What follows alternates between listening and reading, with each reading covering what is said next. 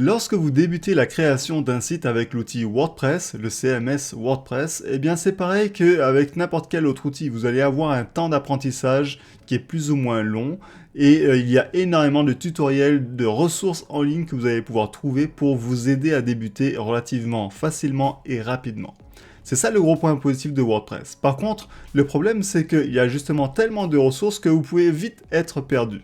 Depuis 2010 que j'aide les gens à créer et à gérer leur site web, eh bien je me suis rendu compte qu'il y a toujours 6 erreurs qui reviennent pour les gens qui débutent avec WordPress, mais parfois également pour des gens confirmés. C'est des gens qui travaillent avec WordPress régulièrement mais qui négligent finalement certaines choses. Et dans cette vidéo, je vais vous énumérer les 6 erreurs que vous devez absolument éviter pour garder un site sain, sécurisé et performant.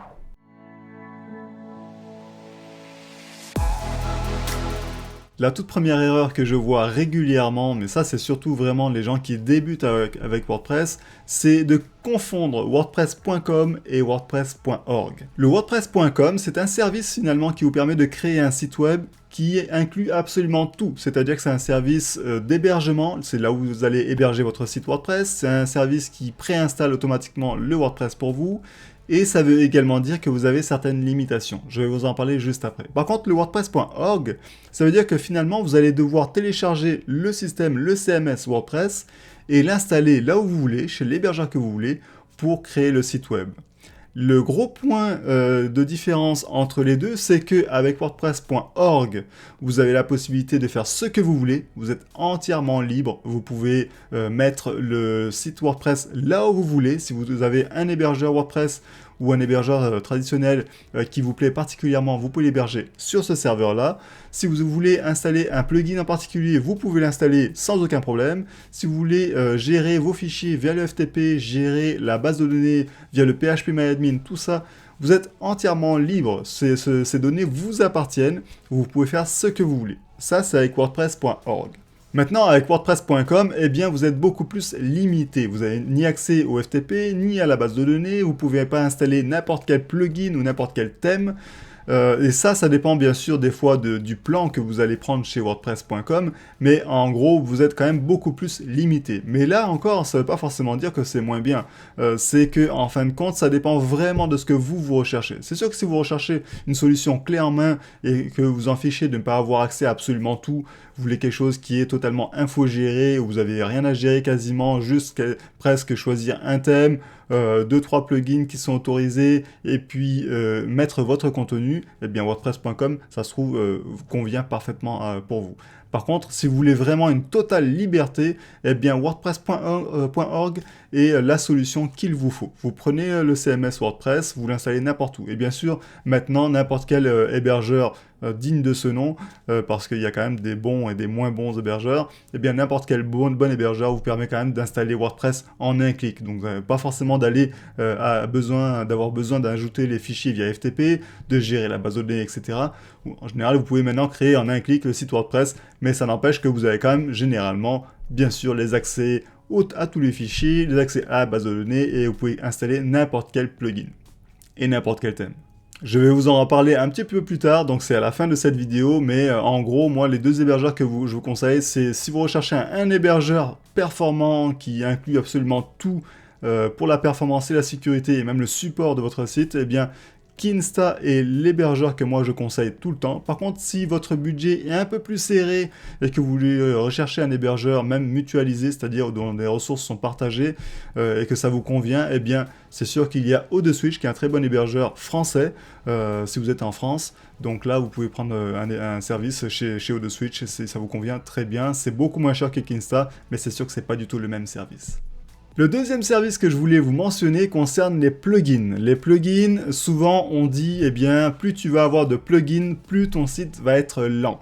Alors il se trouve que j'ai fait une conférence en 2019 à Montréal concernant la performance des sites WordPress. Et dans cette conférence, j'ai fait la part des choses. Il faut savoir que ce n'est pas tant le nombre de plugins qui est important, c'est plus ce qu'ils font qui est important. Par exemple, vous pouvez très bien avoir un site qui a 100 plugins installés, 100 extensions, et qui va fonctionner merveilleusement bien. Et puis un autre site qui va en installer uniquement une dizaine, et là il va être très lent, Parce que justement, ça dépend des plugins, de la manière qu'ils ont été développés, des fonctionnalités qu'ils ajoutent à votre site. Par exemple, si vous ajoutez 10 plugins qui, eux, ajoutent des fonctionnalités du genre ajouter tel style de bouton, tel style de texte, tel slider, etc., eh bien, à chaque fois, ça risque d'ajouter des fichiers CSS et JS à votre page. Donc à chaque fois que vous allez charger la page, ça va devoir charger tous ces nouveaux fichiers CSS et JS. Donc ça alourdit la page et le site est beaucoup plus lent. Maintenant, si vous ajoutez une centaine de plugins qui eux, ajoutent d'autres fonctionnalités au niveau de l'administration, par exemple,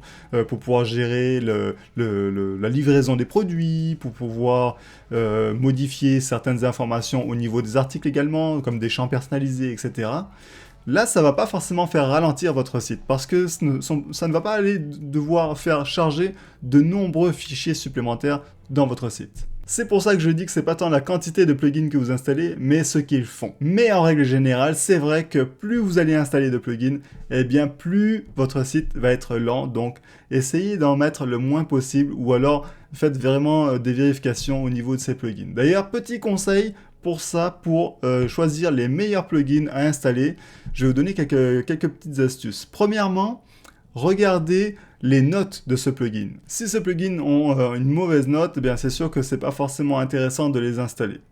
Ensuite, regardez également la dernière mise à jour. Si la dernière mise à jour date d'il y a très longtemps, là je vous dirais d'éviter ce plugin. Ça veut dire que les développeurs ont un peu abandonné peut-être ce plugin-là, ou alors ne font pas des mises à jour régulières, ce qui peut être un problème au niveau de la performance et de la sécurité de votre site. N'hésitez pas à aller aussi dans l'onglet support. Lorsque vous êtes dans l'administration de votre site WordPress, que vous cherchez un plugin, ou lorsque vous êtes sur le site de WordPress pour chercher un plugin à installer sur votre site, pensez à aller dans l'onglet support de ce plugin ou de ce thème, parce que s'il y a beaucoup de discussions qui ont été créées, ça veut dire que les gens ont régulièrement des problèmes avec ce plugin.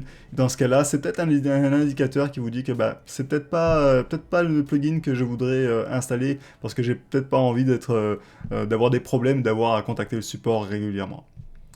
Et puis enfin, regardez le nombre d'installations également. Si c'est un plugin qui a 2-3 installations, c'est peut-être plus difficile de lui faire confiance plutôt qu'un autre plugin qui a été installé 1 million de fois. Voilà pour le plugin. Passons au troisième point, la troisième erreur à éviter. Cette troisième erreur concerne les thèmes. Et c'est un peu pareil que les plugins finalement. Faites très attention aux plugins que vous installez. Regardez les notes, le nombre d'installations, le support, donc les tickets de support. Regardez les mises à jour régulières, etc. Mais pour les thèmes, c'est un petit peu différent, je vous dirais. Il y a une autre chose qu'il faut regarder, c'est regarder bien toutes les fonctionnalités de votre thème. Parce qu'un thème, c'est pas comme un plugin. Un plugin, vous l'installez, il vous convient, tant mieux, il vous convient pas, vous le supprimez et puis vous en installez un autre. Le thème, lorsqu'on l'installe, finalement, je dirais, c'est pas pour la vie, mais c'est généralement pour un certain temps. Donc si vous installez un thème, que vous commencez à créer un site web à partir de ce thème, et qu'au final, 2 semaines après, vous vous rendez compte que finalement ce thème-là n'est pas du tout fait pour vous, eh bien vous allez devoir recréer le site de zéro quasiment. Et ça, c'est quand même très gênant. C'est pour ça que c'est important de regarder toutes les fonctionnalités, toutes les informations autour d'un thème ou autour d'un constructeur de thème. Comme ça, vous allez devoir choisir le thème qui convient le mieux à votre besoin dès le départ. Et vous n'allez pas avoir besoin de le changer après. Ou du moins peut-être après, d'ici quelques années, lorsque vous allez faire la refonte de votre site pour qu'il soit un peu plus au goût du jour. Mais au moins, vous allez pouvoir travailler dessus et vous n'aurez pas besoin de le refaire très prochainement parce que finalement, il ne vous convient pas.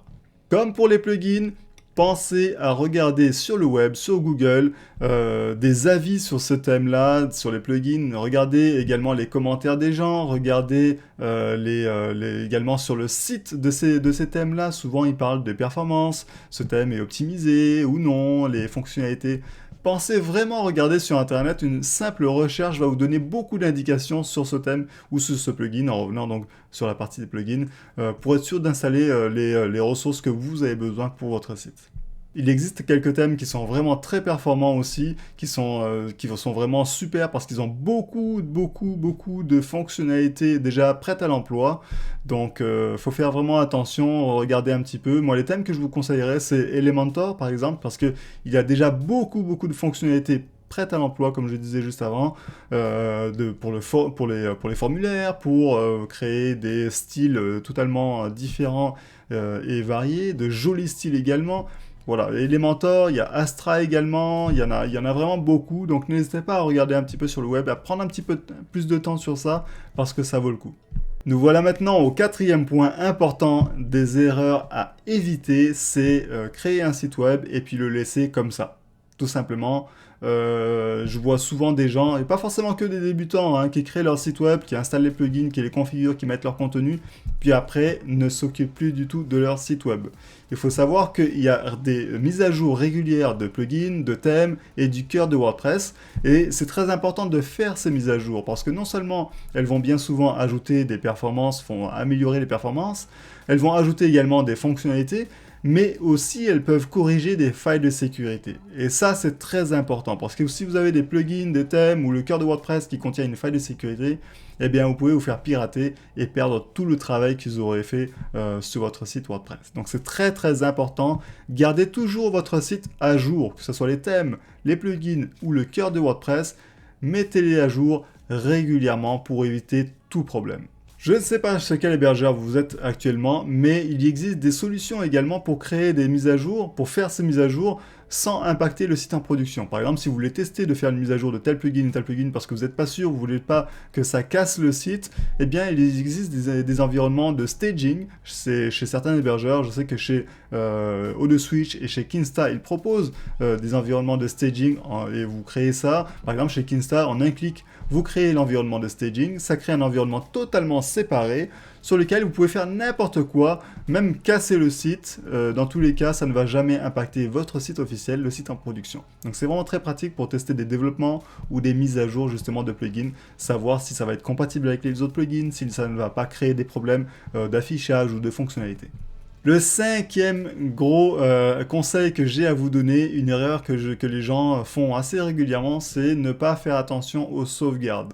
Lorsque vous créez un site, lorsque vous allez chez un hébergeur, vérifiez toujours que vous ayez des sauvegardes. Parce que si un jour il y a quelque chose qui se passe mal sur votre site, eh bien vous pourrez restaurer une ancienne sauvegarde d'il y a quelques jours par exemple, pour remettre le site en ligne. Imaginons, vous partez en vacances et puis la veille, vous faites une mise à jour d'un plugin ou une mise à jour de contenu, puis vous partez pour une semaine, et une semaine après, vous revenez, puis vous vous rendez compte qu'en fait, en partant, vous avez créé un problème sur votre site.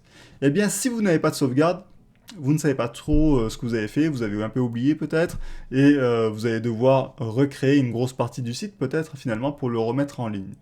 Eh bien, si vous aviez une sauvegarde, vous auriez juste à restaurer la sauvegarde de la date où vous êtes parti. Comme ça remet le site et vous pouvez continuer à travailler dessus et il fonctionne de nouveau. Un autre exemple, malheureux, mais c'est un exemple, et vous vous rappelez peut-être de OVH, l'hébergeur très connu français qui a eu un gros incendie dans son centre de données cette année en 2022. Eh bien, si vous aviez eu une sauvegarde, par exemple, je sais qu'il y a beaucoup de gens qui avaient leur site qui était leur gagne-pain, hein, c'était leur business, c'était grâce à ça qu'ils gagnaient de l'argent. Eh bien, beaucoup de ces gens-là ont perdu leur site web totalement, ils l'ont perdu parce que, à cause de cet incendie. S'ils avaient pu avoir une sauvegarde sur leur PC par exemple, eh bien ils auraient pu restaurer ce site très rapidement sur un autre serveur et puis le site aurait été en ligne de nouveau. Maintenant, si les gens, certaines personnes n'ont pas eu de sauvegarde, beaucoup n'en avaient pas. Bon, pour le cas de OVH, malheureusement, beaucoup de ces sauvegardes étaient sur le même serveur, donc c'est problématique. Mais après, il y a eu d'autres hébergeurs qui ont eu de gros soucis comme ça aussi. Mais c'est ça, c'est très important d'avoir une sauvegarde à plus ou moins long terme, parce que voilà, quel que soit le problème qu'il peut y avoir, eh bien, vous pourrez toujours remettre votre site en ligne, plutôt que de perdre vraiment tout ce que vous aurez fait. Chez Kinsta, il y a de nombreuses sauvegardes qui sont disponibles et chez ODeSwitch aussi. Donc si vous prenez l'un ou l'autre, vous serez toujours assuré d'avoir des sauvegardes en cas de problème. Et maintenant, le sixième et dernier point que j'aimerais vous mentionner, une erreur qui arrive vraiment très souvent et qui est vraiment sous-estimée à mon avis, c'est de choisir un hébergeur bon marché.